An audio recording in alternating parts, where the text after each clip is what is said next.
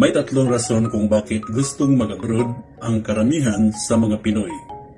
Una, mas mataas na sweldo. Mas malaki ang halaga ng pera na kikitain sa ibang bansa kumpara sa Pilipinas. Mas mabilis din makaipon para sa kinabukasan at mga gastusin sa bahay.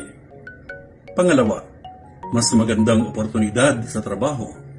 Sa ibang bansa kasi mas maraming sikat na kumpanya at ibang klase ng trabaho ang naghihintay.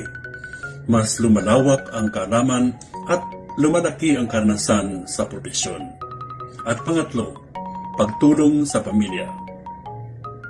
Mas madaling maibigay ang mga pangangailangan ng mga mahal sa buhay at mapapaaral ng maayos ang mga anak o kapatid.